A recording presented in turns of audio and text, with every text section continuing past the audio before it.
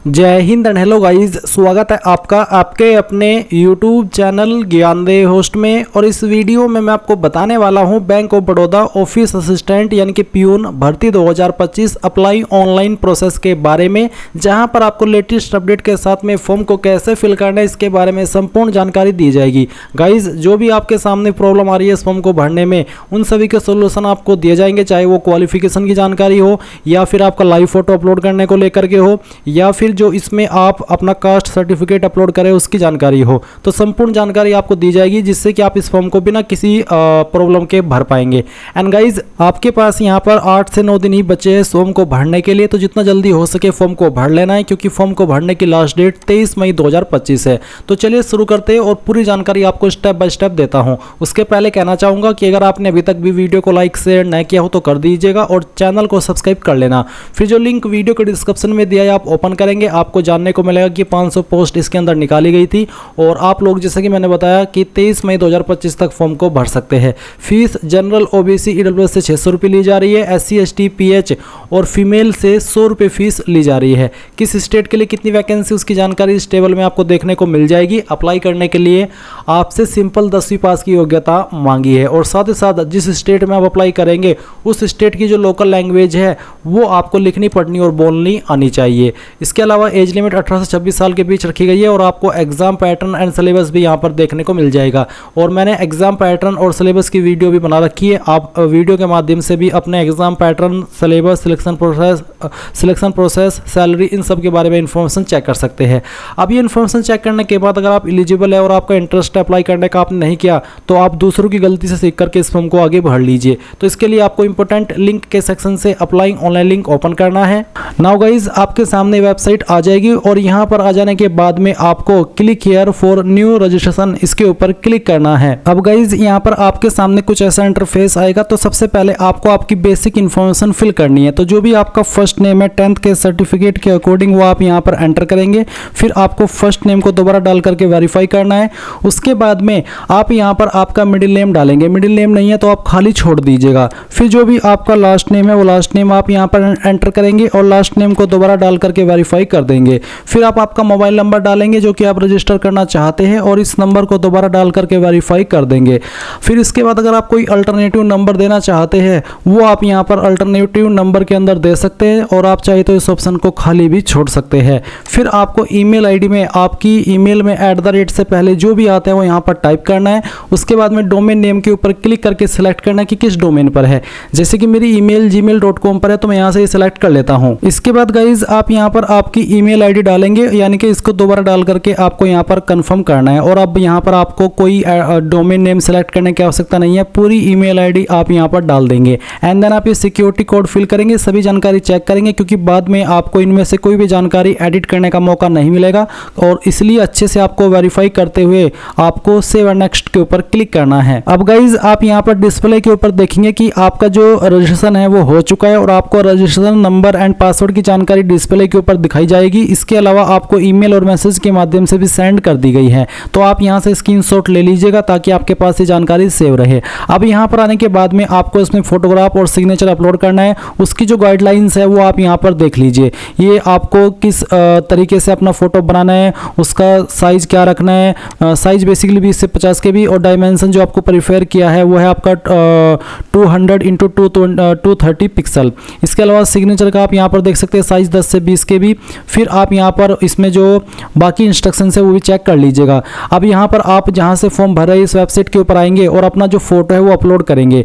इसमें बेसिकली आपको बोला है कि photo should be clearly visible in the, ये जो बॉक्स है इसके बॉक्स के अंदर आपको अच्छे से शो होना चाहिए। तो आप चूज फाइल के ऊपर क्लिक कीजिए और जहाँ पर भी आपकी फोटो फाइल है वो आपको सिलेक्ट कर लेनी है। तो चलिए मैं आपको यहाँ पर अपनी एक फाइल डेमो के लिए अपलोड करके दिखाता हूँ। ये फाइल सिलेक्ट करता हूँ, ओपन करता हूँ, इस तरह से आपकी फाइल यहाँ पर आ जाएगी। इसके बाद आप यहाँ पर देखेंगे capture photo using web camera, यानी कि आपको एक लाइव फोटो भी यहाँ पर इसमें कैप्चर करना है।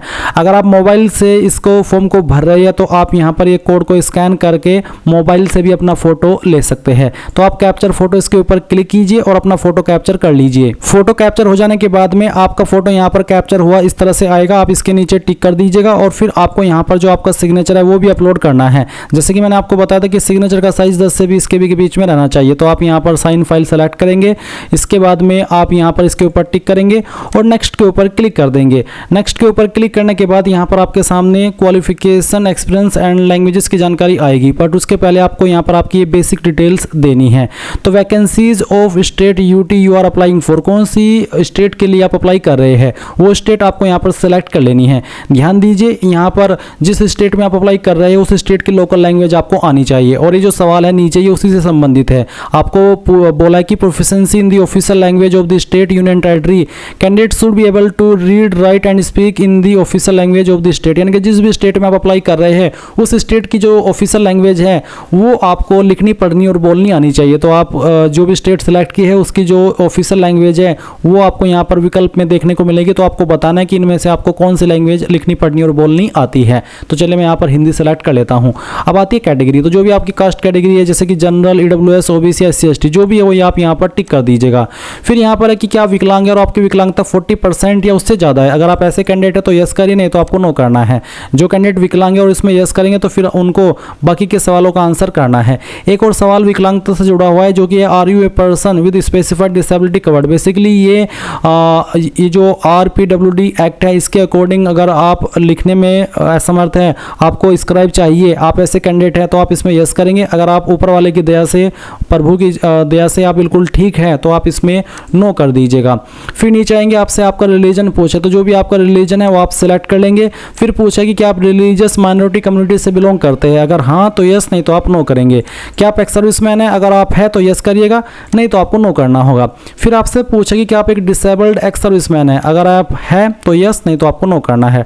इसके बाद में आप यहाँ पर देखेंगे नीचे एक सवाल है जो कि आंसर करना है कि are you a dependent of serviceman in killed in action, यानी कि आप एक DXS कैंडिडेट है। अगर हाँ तो यस, नहीं तो आपको नो करना है। अगर आप बिल्कुल फ्रेशर है, बिल्कुल ठीक है तो आप इसमें नो कर दीजिएगा।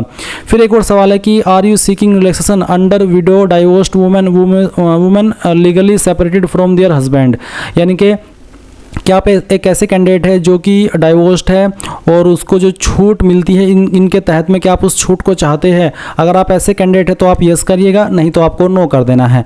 नेशनलिटी के अंदर आप यहाँ पर इंडियन सेलेक्ट कर लेंगे। सेंटर ऑफ एग्जामिनेशन के अंदर आपको यहाँ पर बताना है कि आप इनमें से किस लोकेशन में अपना एग्जाम सेंटर रखना चाहते हैं। तो यहाँ पर आपकी चॉइस के अकॉर्डिंग सेलेक्ट कर लीजिएगा।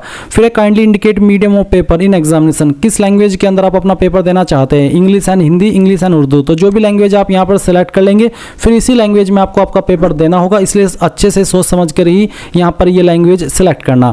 अब आपको आपकी डेट ऑफ बर्थ बतानी है। पहले डेट सेलेक्ट कीजिए, फिर यहाँ पर आपका मंथ और उसके बाद में जो भी आपका ईयर है वो आप यहाँ पर सेलेक्ट कर लीजिएगा। गाइज मैं आपको बता दूँ कि बीते कल मेरा बर्थडे था, वैसे ही बता रहा हूँ क्योंकि आप यहाँ पर देख सकते हैं 2 मई और जो ईयर है बर्थ का वो भी यहाँ पर मेंशन है। इसके बाद गाइज आप यहाँ पर देखेंगे जेंडर, तो जो भी आपका जेंडर है वो आप सिलेक्ट कर लीजिएगा। फिर आपसे पूछेगी क्या आप जुड़वा भाई बहन है। अगर आप जुड़वा भाई बहन है तो यस, नहीं तो आप नो कर दीजिए। अगर आप है तो यस करने के बाद में आपको आपके जुड़वा का नाम भी बताना होगा और उसका जेंडर भी बताना होगा। फिर मैरिटल स्टेटस, जो भी आपका स्टेटस है वो आप यहाँ पर सिलेक्ट कर लीजिएगा। इसके बाद गाइज यहाँ पर जो भी आपका फादर नेम है वो भी आपको 10th के सर्टिफिकेट के अकॉर्डिंग यहाँ पर एंटर करना है। एंड देन जो आपकी माता जी है उसका नाम आप यहाँ पर डालेंगे।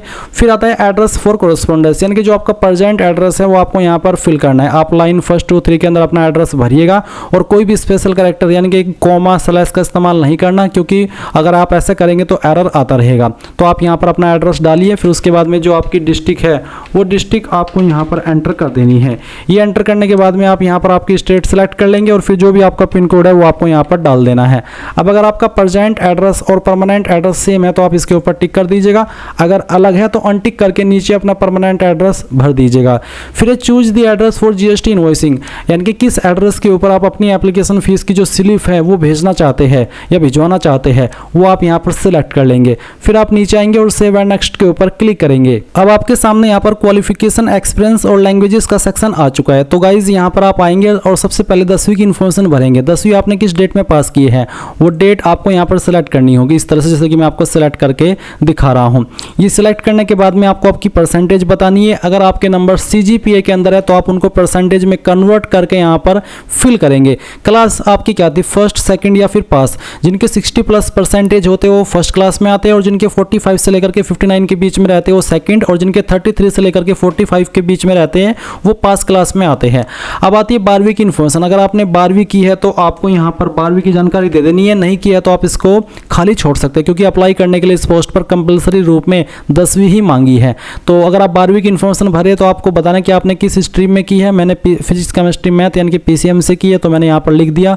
और आप यहाँ पर स्ट्रीम में चाहे तो साइंस, आर्ट्स, कॉमर्स इस तरह से भी भर सकते हैं। फिर आपको बताने कि कब आपने क्वालिफिकेशन आपकी पास कर ली थी, वो आपको यहाँ पर इस तरह से सिलेक्ट कर लेना है। फिर उसके बाद में आपकी परसेंटेज एंड देन आपकी क्लास क्या आती है वो आप सिलेक्ट कर लीजिएगा। अगर आपने ग्रेजुएशन की है तो उसकी जानकारी भी सेम तरीके से भर सकते हैं, जहाँ पर आपको डिग्री के अंदर आपको आपकी क्वालिफिकेशन मेंशन करनी है, जैसे कि BA, BSc, BCom जो भी है। फिर किस यूनिवर्सिटी से की है उसका नाम देंगे, डेट ऑफ पासिंग, आपकी परसेंटेज और आपकी क्लास।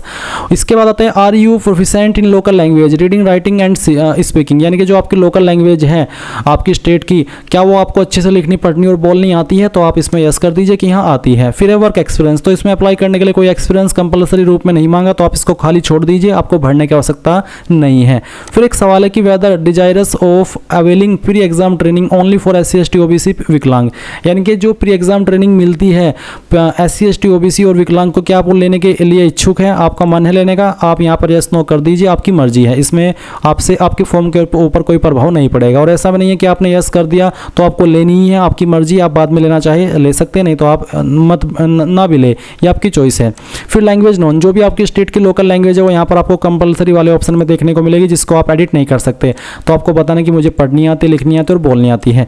इसके बाद में जो आपको सेकंड लैंग्वेज आती है वो चाहे कोई सी भी हो सकती है, वो आपकी उर्दू भी हो सकती है, वो आपकी इंग्लिश भी हो सकती है। तो जो भी आपको सेकंड लैंग्वेज आती है उसका स्टेटस भी आपको इस तरह से यहाँ पर बताना है। फिर अगर आपको कोई तीसरी लैंग्वेज आती है वो भी आप यहाँ पर लिख करके बता सकते हैं, वो लैंग्वेज आपकी कोई सी भी हो सकती है, इंडियन लैंग्वेज, वो आपको इस तरह से लिख करके बतानी है। और फिर नीचे आप सेव एंड नेक्स्ट के ऊपर क्लिक करेंगे तो ये जानकारी आपकी सेव हो जाएगी। अब आपके सामने आपके फॉर्म का प्रीव्यू आ चुका है। जो भी जानकारी आपने शुरू से लेकर अभी तक भरी है वो आपके सामने है, सभी जानकारी चेक कर ले, और जब आपको लगे कि सभी जानकारी सही है तो ही आप आई एग्री के ऊपर क्लिक करें, नहीं तो आपको बैक के ऊपर क्लिक करके उस जानकारी को सही कर लेना है। क्योंकि जैसे कि मैंने आपको शुरू में भी कहा था कि आपको ये फॉर्म बाद में एडिट करने का मौका नहीं मिलेगा, इसलिए एक एक स्पेलिंग बहुत ही अच्छे से चेक करके बिना किसी जल्दबाजी के यहाँ पर कंप्लीट रजिस्ट्रेशन इसके ऊपर क्लिक करके ओके करना है, और एक बार फिर से ओके कर देना है। अब आप यहाँ पर कुछ डॉक्यूमेंट्स भी अपलोड करेंगे। पहला है आपका DOB प्रूफ, जिसमें कि आप 10th का मार्कशीट अपलोड या फिर जो आपका सर्टिफिकेट है वो अपलोड करेंगे, जहाँ पर आपकी DOB लिखी हो। इसको आप PDF के फॉर्मेट में अपलोड करेंगे। अगर ये इमेज में है तो आप इसको PDF में कैसे बनाएंगे वो जान लीजिए। गूगल के अंदर आइए और सर्च कीजिए इमेज टू PDF। ये जो पहले वाली वेबसाइट है ये आपको ओपन कर लेनी है, और जो आपका 10th का सर्टिफिकेट है जिसमें कि आपकी DOB मेंशन है वो सर्टिफिकेट आपको यहाँ पर सिलेक्ट कर लेना है। इसके बाद में आप इसको ओपन करेंगे, कन्वर्ट टू PDF कर देंगे, ये फाइल आपकी PDF के रूप में कन्वर्ट हो जाएगी। डाउनलोड PDF के ऊपर क्लिक करके इसको डाउनलोड कर लेंगे। इसके बाद में चूज फाइल के ऊपर क्लिक करेंगे, और जहाँ पर आपकी ये फाइल अभी आपने डाउनलोड किया इसको सेलेक्ट करेंगे और ओपन कर देंगे। इसके बाद आपकी फाइल यहाँ पर आ जाएगी। आपको बोला है कि फाइल नेम स्पेस, यानी कि फाइल नेम में स्पेस नहीं होना चाहिए, तो इसलिए आपको फाइल नेम को चेंज करना होगा। तो चलिए मैं यहाँ पर आता हूँ, और जो फाइल नेम है इसके अंदर जो स्पेस है वो यहाँ पर मैं ख़त्म करके इसको दोबारा से ओपन करता हूँ। तो चलिए हमने इसको दोबारा से ओपन किया, देख लीजिए आपके सामने इस तरह से मार्कशीट आ गई। अब आप इसको ओके कर दीजिए।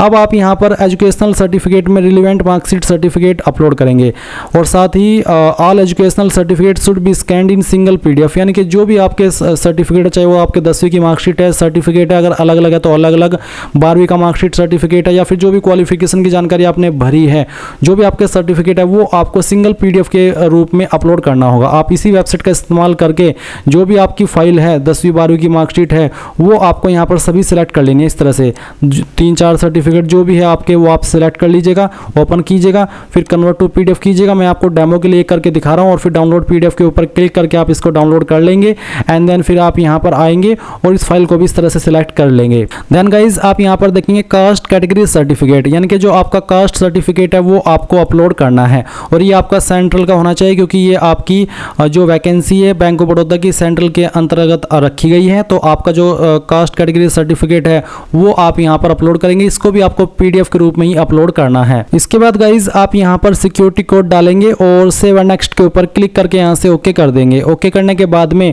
आपके सामने फीस का अमाउंट आएगा और आप यहाँ पर ये जो सिक्योरिटी कोड है वो अगेन एंटर करेंगे और इसको एंटर करने के बाद में सबमिट करके यहाँ से ओके कर देंगे। ओके करने के बाद आप देखेंगे कि जो आपका फॉर्म है वो प्रोसेस होकर के पेमेंट के पेज पर आ चुका है। जब तक आप फीस पे नहीं करेंगे तब तक आपका फॉर्म फाइनल सबमिट नहीं माना जाएगा।